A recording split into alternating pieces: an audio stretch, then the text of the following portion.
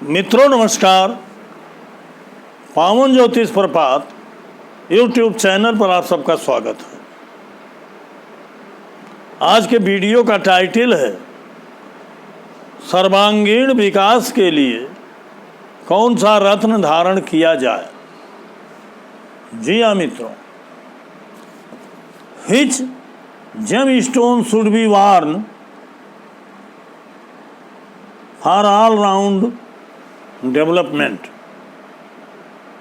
सर्वांगीण विकास के लिए कौन सा रत्न धारण किया जाए, आज का टॉपिक यही है। आगे बढ़ने से पहले आपसे अनुरोध है कि अगर मेरे चैनल को अब तक सब्सक्राइब नहीं किए हैं तो नीचे का लाल बटन दबाकर सब्सक्राइब बटन दबाकर सब्सक्राइब कीजिए। बगल में जो बेल आती है, घंटी आती है, उसको पुश कर दीजिए और ऊपर जो ऑल का बटन आता है क्लिक कर दीजिए ताकि प्रत्येक वीडियो का नोटिफिकेशन तत्काल आप तक पहुंच जाए। और वीडियो को अंत तक पूरा देखिए, तभी आपको पूरा लाभ मिलेगा। मित्रों को शेयर, अधिकतम मित्रों को शेयर करिए ताकि अधिकतम लोगों को इसका लाभ मिले। वीडियो पसंद आवे तो लाइक जरूर कीजिए। मित्रों, बहुत वीडियो हमने दिया है ज्योतिष पर, आप प्रायः देखते ही होंगे। रत्नों के बारे में भी अनेकों वीडियो हमने दिया है, लेकिन कहीं न कहीं आप लोगों की भ्रांतियां या जिज्ञासाएं बनी रहती हैं। हमेशा मैं चिंतन करता रहता हूं कि कैसे ऐसी वीडियो दिया जाए कि ताकि आपका संदेह दूर हो, आप अच्छे से अच्छे रत्न को धारण करके अपने जीवन को सफल बना सकें। सर्वांगीण विकास का नाम हमने इसलिए लिया है, हेल्थ और वेल्थ, निरोगी काया हो और धन हो। धन विभिन्न स्रोतों से आता है। वो नौकरी हो सकता है, व्यवसाय हो सकता है, खेती गृहस्थी हो सकता है, कल कारखाना फैक्ट्री हो सकता है, धंधे उद्योग धंधे हो सकते हैं। तो इस तरह से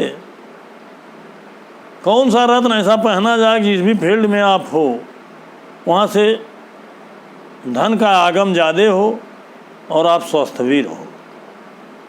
पढ़ रहे हो तो शिक्षा क्षेत्र में भी लाभदायक हो, कंपटीशन कर रहे हो तो कंपटीशन के क्षेत्र में लाभदायक हो, मुकदमे चालबाजी चल रही तो क्षेत्र में भी लाभदायक हो, अर्थात सर्वांगीण विकास हो। और ऐसे रत्न को धारण किया जाए, यही सबसे महत्वपूर्ण प्रश्न है, आज का टॉपिक है आज का। आप सभी जानते हो कि पाराशरी ज्योतिष में और कृष्णमूर्ति पद्धति में भी रत्नों पर बहुत कुछ कम कहा गया है, लेकिन जो परंपरागत प्रचलित ज्योतिष है, जिसमें अनेकों विद्वानों ने अपने बहुमूल्य मतों को दे करके हजारों वर्षों से रत्नों की तरफ हमारे लगाव को, झुकाव को बढ़ाया है। रत्न निश्चित रूप से काम करते हैं, लाभ करते हैं और हमारे जीवन को विकास की तरफ अग्रसर करते हैं, हर प्रकार से हमारी परेशानियों को दूर करते हैं। लेकिन मित्रों, मैं अपने 38 साल के इस अनुभव में 37 साल 36 ईयर्स मैंने अनेकों प्रयोग किए, परीक्षण किए, सैकड़ों कुंडलियों पर आजमाया, सैकड़ों लोगों को, जातकों को, प्रेक्षकों को रत्नों को धारण भी कराया, लेकिन कोई सही सूत्र परीक्षण में नहीं आया था। संयोग से गुरु और इष्ट देव की कृपा से अभी 3-4 वर्षों से मुझे सही सूत्र का ज्ञान हुआ और उसके आधार पर भी मैं वीडियो दे करके आप लोगों को जागरूक करता रहता हूं, और जो लोग उस आधार पर रत्न धारण करते हैं उनको लाभ भी होता है। दूसरा सवाल पैदा होता है कि रत्नों को धारण करने से निश्चित लाभ होगा, और रत्नों को धारण करने से अगर सही नहीं आप धारण किए हैं तो निश्चित हानि होगी। वो साइलेंट नहीं रहेंगे, न्यूट्रल नहीं रहेंगे कि आपने धारण कर लिया तो हानि लाभ कुछ नहीं होगा, निश्चित ही हानि लाभ प्रतीत होगा। दूसरा विषय, रत्नों की जगह पर अगर शीशा मिल गया या कलर्ड कोई चीज़ मिल गया तो काम बिल्कुल नहीं करेगा। आपको लगेगा कि गुरुजी ने जो बताया वो सही नहीं है। तो रत्न की जांच परख, थोक बजा के रत्नों को खरीदिए। अच्छे लोग भी हैं, खराब व्यापारी व्यवसायी भी हैं, अच्छी दुकान से खरीदिए। रत्न चूँकि महंगे होते हैं, इस नाते स्टॉकिस्ट के यहाँ से, बड़े व्यापारियों के यहाँ से खरीदिए। नेचुरल हो, लैब टेस्टेड हो, सर्टिफाइड हो, अच्छे क्वालिटी के हों, ओरिजिनल हों, अच्छी दुकान से हों। थोड़ा कीमत भले लगे, उससे समझौता मत कीजिएगा। बेशकीमती अगर रत्न हैं, नवरत्न हैं, तो उनके उपरत्नों का प्रयोग जरूर करिए, लेकिन रत्न या उपरत्न ही पहनिए जो अधिकृत हैं, अथेंटिक हैं। और नकली का प्रयोग आप करेंगे तो लाभ नहीं। बड़े बड़े पूंजीपति लोग, व्यापारी लोग, बड़े बड़े सिनेमा के अच्छे लोग, पहुँचे हुए लोग, डायरेक्टर लोग और जो कलाकार हैं, वो सभी लोग, अच्छे राजनीतिज्ञ लोग, सब लोग रत्नों को धारण करते हैं। प्रायः कोशिश करते हैं कि अच्छी ज्योतिषियों से राय लिया जाए, अच्छे ज्योतिषियों से राय लिया जाए, लेकिन कभी कभी सटीक नियम नहीं मिलता। जो प्रचलित परंपरा है कि कुंडली, लग्न कुंडली के आधार पर 1 5 9 से संबंधित रत्नों को बताने की जो प्रथा है, ये प्रायः असफल है।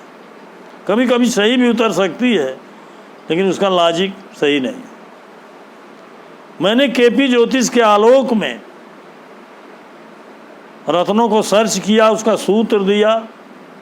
अर्थात केपी ज्योतिष में जब हम सिग्निफिकेटर्स की बात करते हैं, प्रतिनिधि भावों की बात करते हैं, ग्रह किन भावों का प्रतिनिधि है या कार्जेस है, वर्क लॉर्ड है, तो उसी आधार पर रत्नों का चयन भी किया जाना चाहिए। ऐसा मैंने सूत्र और सिद्धांत दिया। दूसरा, मैंने एक सिद्धांत ये भी प्रतिपादित दिया कि जिस ग्रह की दशा है वही मेनली प्रभावी होता है। तो दशानाथ को मेनली देखिए, और दशानाथ अगर पॉजिटिव भाव नहीं है, उसके अंदर पॉजिटिव भावों का सिग्निफिकेटर वो नहीं है, तो दशानाथ से रिलेशन में अगर कोई ग्रह है तो उसको चयन करिए जिसमें पॉजिटिव भाव हो।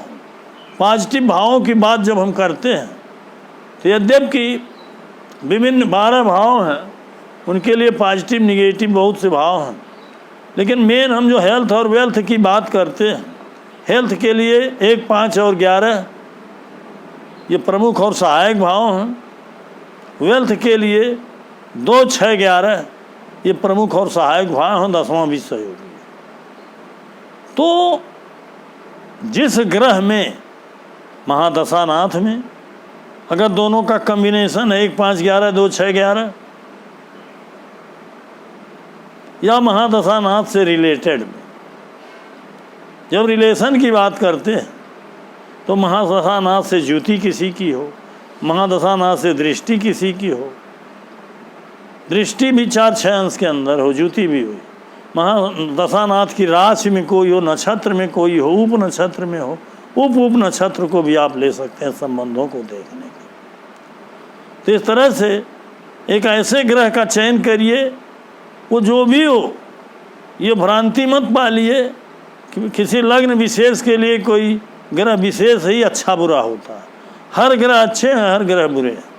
जिसमें अच्छे भाव कार्य करने का दायित्व मिला है, जिसको सिग्निफिकेटर है अच्छे भावों के, वो अच्छा काम करेंगे। जो खराब भावों के सिग्निफिकेटर है वो खराब। साथ ही ये भी बताना चाहेंगे कि मान लीजिए 1 5 11 भाव आ रहे हैं, उसके साथ ही उसके सबलॉर्ड को भी आपको देखना पड़ेगा। ग्रह सबलॉर्ड भी 1 5 11 से रिलेटेड हो, तभी वो ग्रह अपना पूरा फल दे पाएगा। 2 6 11 से रिलेटेड हो, तभी धन दे पाएगा। लेकिन निगेटिव भावों को मित्रों भूलना नहीं चाहिए, क्योंकि हर आदमी के विरोधी होते हैं, विरोधी भाव होते हैं, उनकी अधिकता भी कार्यों को बिगाड़ती है, तो उसको भी देखना होगा। उदाहरण के लिए 1, 5, 11 अगर हम हेल्थ के लिए लेते हैं, एक प्रमुख भाव है 5, 11 सहायक भाव, तो उसके निगेटिव भाव होते हैं। निगेटिव भाव में आप जानिए प्रायः कुंडली का 8वां और 12वां भाव हर कार्य के लिए निगेटिव होता है। जहाँ 8 और 12 आए हों वहाँ सतर्क हो जाए, और हर भाव का 12 हो। जैसे 1, 5, 11 हमने कहा, तो 1 का 12वां तो 12 व्यय स्थान हुआ ही, 5वें का 12वां फोर्थ स्थान 4, और 11 का 12वां 10वां स्थान। स्वास्थ्य के लिए ये 12, 4, 10 भी हानिकारक होंगे, 8 और 12 भी हानिकारक। इनको भी आपको बारीकी से देखना पड़ेगा। उसी तरह से वेल्थ के मामले में 2, 6, 10, 11 10वें को भी जोड़ सकते हैं। वेल्थ के मामले में 10वां भाव 11वें का निगेटिव नहीं होगा, लेकिन 2, 6, 11 अगर हम कहते हैं तो 2 का 12वां भाव 1 हुआ, 6 का 12वां भाव 5 हुआ, और 11 का 12वां भाव नहीं लिया जाए।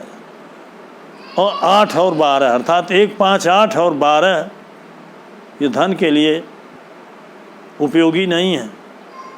तो इस तरह से प्रमुख सहायक और विरोधी भावों का और ग्रह के उपनक्षत्र स्वामी को देख करके, उनके सिग्निफिकेटर्स को देख करके अगर रत्न को आप डिसाइड करेंगे, वो भी महादशानाथ में स्वयं में देखिए, अगर ये पात्रता है तो उसके रत्न को धारण कराइए। महादशानाथ में कमजोरी है, कहीं न कहीं दोष युक्त है, तो उससे रिलेशन में जो मैंने बताया है, रिलेटिव ग्रहों को देखिए, वो जो भी ग्रह हैं, लग्न जो भी है, अच्छे भावों का सिग्निफिकेटर हो तो वह रत्न काम करेगा, निश्चित काम करेगा। रत्नों की क्वालिटी से आपको समझौता नहीं करना है। क्वालिटी का रत्न लेने में कीमत ज़्यादा है तो उपरत्न ही धारण करिए, उसका लाभ मिलेगा। इस तरह से सभी भावों के सिग्निफिकेटर्स को ध्यान में रख करके महादशा स्वामी या उसके संबंधित ग्रहों का रत्न, अगर एक ही रत्न धारण कराया जाए तब भी आपके सारे कार्यों की सिद्धि करेगा, सर्वांगीण विकास करेगा। कहीं कहीं अगर इस तरह का समन्वय नहीं बैठता कि एक रत्न से काम चल जाएगा, तो एक रत्न और चयन करिए ताकि उसका कॉम्बिनेशन बैठ जाए। तो मित्रों, मैं इस समय बोर्ड पे नहीं खड़ा हो रहा हूँ, क्योंकि मैं चाह रहा हूँ कि थोड़ा व्याख्यान के रूप में जितने वीडियो हमने दिए हैं, बोर्ड पर बहुत दिए हैं, आपका माइंड मेकअप किया जाए, सेटअप किया जाए कि आप ज्योतिष, खासकर केपी ज्योतिष के महत्व को समझिए और इनके सिग्निफिकेटर्स के आधार पर लिए गए निर्णयों को जरूर परीक्षण करिए। आपके जीवन में हर जगह खरे उतरेंगे। इस तरह से अगर रत्नों को भी हम जिस रूप में बता रहे हैं, इस रूप में आप धारण करेंगे, विशेषज्ञ ज्योतिषी से राय लेके, जैसे कोई दवा अपने मन से लेने के बजाय अच्छे डॉक्टर से राय लेके ही लेना चाहिए। झोला छाप डॉक्टर प्रायः दवा तो लिख देते हैं, हर गांव में है, हर जगह है, लेकिन कभी कभी बड़ी हानि भी होती है।